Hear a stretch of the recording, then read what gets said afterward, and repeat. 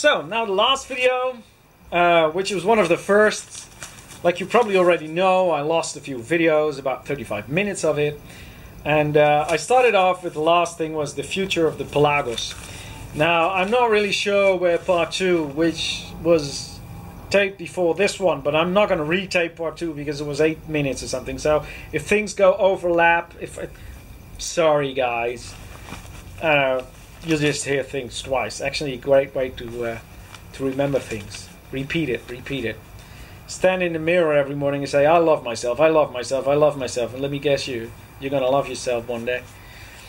So, not in a narcissistic kind of a way anyway.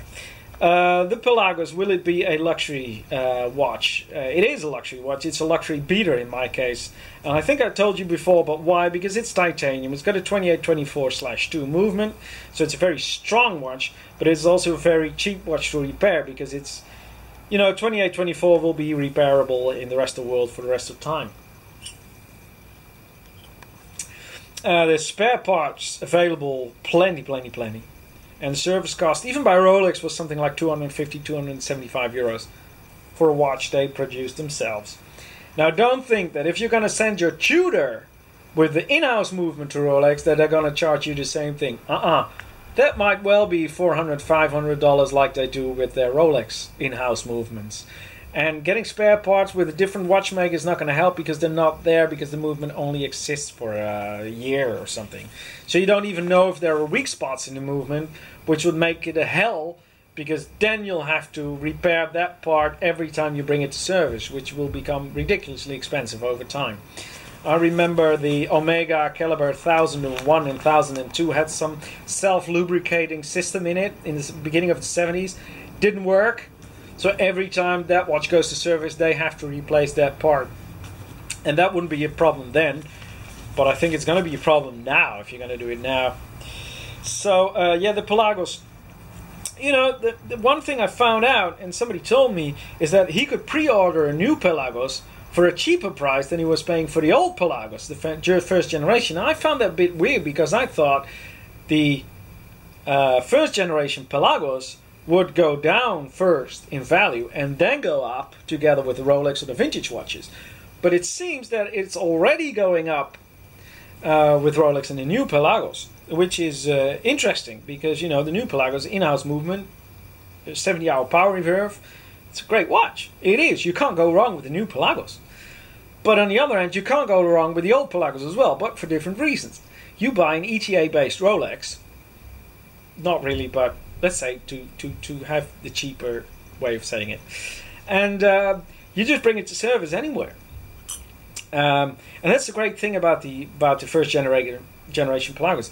It, in my opinion, will become a rarity and a vintage, much sought after piece, which is going to be damn hard because everybody wears the Pelagos. So to find a first generation Pelagos unworn in 25 years is going to be almost impossible. So if you buy one, keep it minty, you're going to make a lot of money. So, I forgot what I was talking about. Brain fart.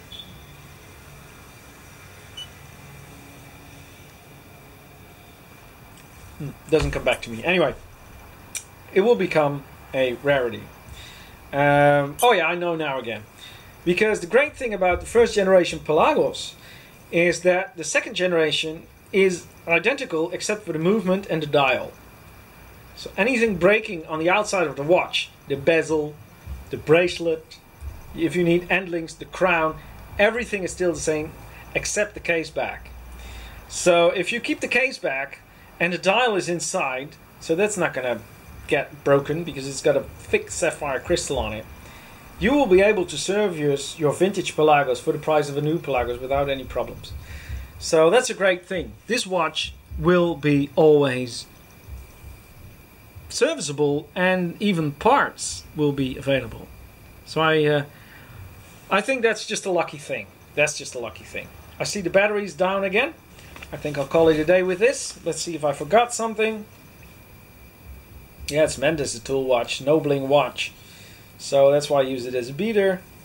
And I think it's the most expensive 2824/2 ever made. Of course, it's modified, and it's a bit of a cult watch. So, you know, the thing with cult, yes it is, it will become rare. Okay guys, I hope it was a lot of fun as it was for me recording everything twice. Ciao. There we are, new battery. So I was talking about that the ETA 2824 is a cheap watch to hold, to keep and to use as a beater. If I ever break this watch, I'll just bring it to a servicer.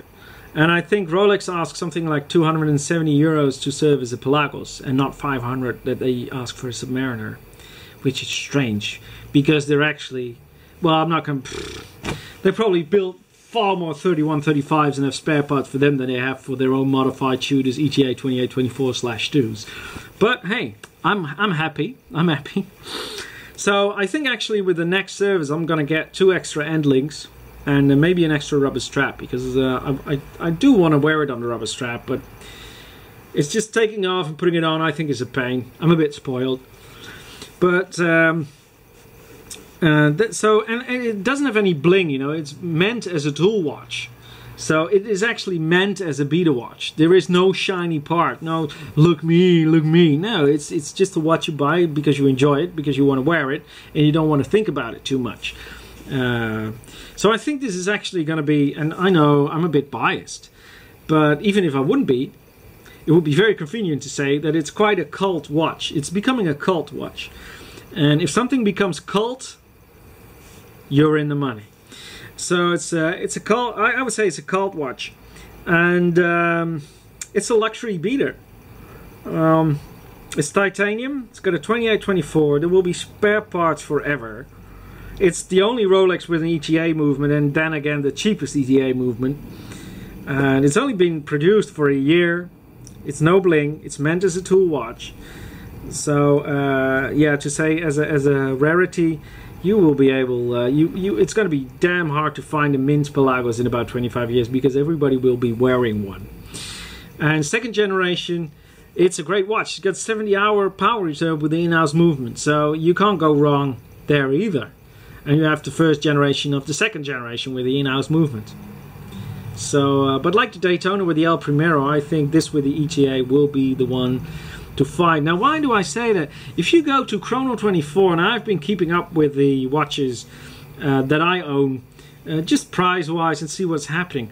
About 6 months ago, just before the second Pelagos came out, there was like 3 pages of Pelagos for sale, Generation 1.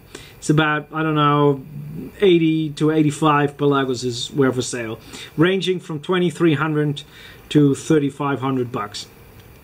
Strangely enough, now they are only available from 2,500 and up. Now there might be once in a while this Italian guy who will be able to sell one for about 2,300 euros, but then you have to go to Italy, and you know, I know some people have been doing some business with mail in Italy, and supposedly the post in Italy doesn't really work that well. So you might want to go there and pick it up, which makes the watch expensive. So they are still available, but instead of 85 Pelagoses for sale, I think there's only like 25 Pelagoses left on Chrono24. And they range from 2,500 to somewhere about 4,000, and even price on request. So it's already moving. It's not going down. I would have expected the price of the first Pelagos to go down, and then when people realize, hey, it's kind of rare, then it will go up again. But it's already doing this together with the new Pelagos. And I know somebody, he's told me, you know, I have to believe him.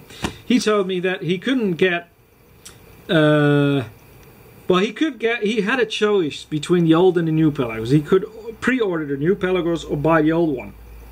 Let me tell you, you don't pay retail for a new watch, even if it's from the factory. I mean, I think that Archie Luxury made a video once that Rolex takes 35% on their profit on their watches, and Patek even 50%. So you can always get a discount. But the old Pelagos, the first generation Pelagos, in some cases is already more expensive in a shop, in the same shop, as pre-ordering the new Pelagos. And that is a weird way. I mean, I don't hope it's going to get too popular too early, because, you know, I'd rather have it go up over time so I can, without any problems, just wear the damn thing. Before everybody says to me, oh man, you have to keep it minty because you have the resale value. The resale value. Watch my video, The Devil's in the Resale. It will tell you a lot. So anyway, that's the future of the Pelagos. In my idea, you can't go wrong either way. You buy a new one, you buy an old one. But if you're a bit of a stingy fucker, like I am, you go for the first one. If you really don't care, you go for the second one and buy the first one later on. Ciao, bye.